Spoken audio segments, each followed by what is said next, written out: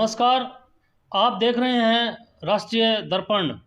मैं हूं आर के जोशी। अब हम बात करेंगे उस कर्ज की जिसमें आज भारत का हर दूसरा मध्यम वर्गीय परिवार फंसता जा रहा है।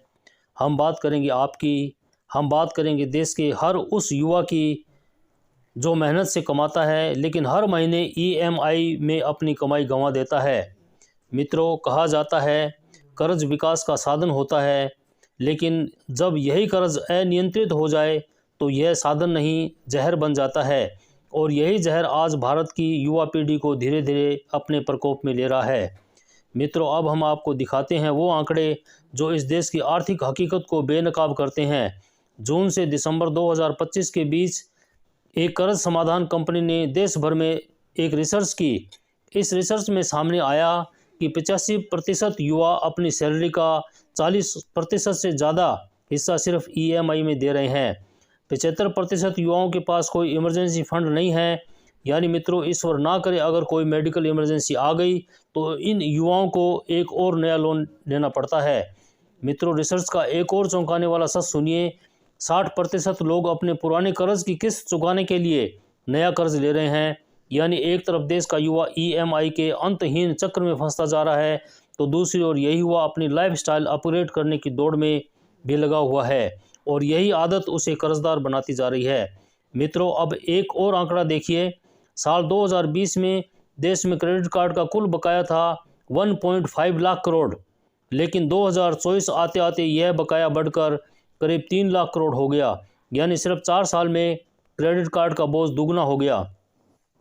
मित्रों, एक और रिसर्च कहती है कि ईएमआई और क्रेडिट कार्ड के बोझ तले आज का युवा डिप्रेशन और बेचैनी का शिकार हो रहा है।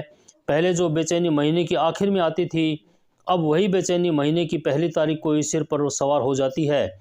मित्रों, इसे हम आपको आसान शब्दों में समझाते हैं। महीने की 1 तारीख को सैलरी आती है, खुशी का मीटर ऊपर जाता है, लेकिन जैसे ही घर का किराया या पहली ईएमआई कटती है, बेचैनी मीटर चढ़ना शुरू हो जाता है। फिर आती है दूसरी किस्त, पर्सनल लोन, कार्ड लोन, खुशी मीटर और नीचे, बेचैनी मीटर और ऊपर। इसके बाद आता है क्रेडिट कार्ड का नंबर। कई लोग सिर्फ मिनिमम ड्यू अमाउंट ही भर पाते हैं और जैसे ही यह रकम खाते से कटती है, बेचैनी मीटर और ऊपर चला जाता है। मित्रों, नतीजा यह होता है कि 10 तारीख आते आते सैलरी का बड़ा हिस्सा ख़त्म। बाकी 20 दिन कैसे चलेंगे, इसका जवाब ढूंढते ढूंढते बेचैनी मीटर चरम पर पहुंच जाता है। मित्रों, अब यह सवाल यह है कि आज के युवा की ये हालत क्यों है? क्योंकि देश के 85% युवा वित्तीय रूप से साक्षर नहीं हैं। 60% युवाओं को यह अंदाज़ा ही नहीं है कि ब्याज कैसे धीरे धीरे कर्ज का पहाड़ बन जाता है। भारत में लोन और क्रेडिट कार्ड पर निर्भरता कितनी बढ़ गई है, इसे ऐसे समझिए, जितनी देर में आपने यह पूरा विश्लेषण देखा उतनी देर में भारत में क्रेडिट कार्ड के करीब 10 करोड़ रुपए खर्च हो चुके होंगे और 22 करोड़ का कंज्यूमर लोन लिया जा चुका होगा। सोचिए मित्रों, ये आंकड़े नहीं हैं, ये चेतावनी है। ईएमआई के मकड़ जाल से ज़्यादा लोन लेने के चक्कर में मत पड़िए, ये मकड़ जाल आपको बर्बाद कर देगा। सावधान रहिए, सतर्क रहिए। बीकानेर के महाजन से 8 वर्ष के नित्यम पुरोहित ने अपने हाथ से राष्ट्र ध्वज का चित्र बनाकर समस्त देशवासियों को गणतंत्र दिवस की हार्दिक शुभकामनाएं प्रस्तुत की है।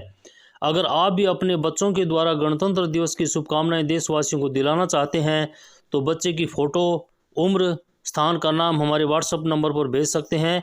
हमारे गणतंत्र दिवस स्पेशल एपिसोड में बच्चे का नाम फ़ोटो के साथ उसको प्रसारित किया जाएगा। राष्ट्रीय दर्पण की ओर से सभी देशवासियों को गणतंत्र दिवस की बहुत बहुत शुभकामनाएं। जय हिंद, जय भारत।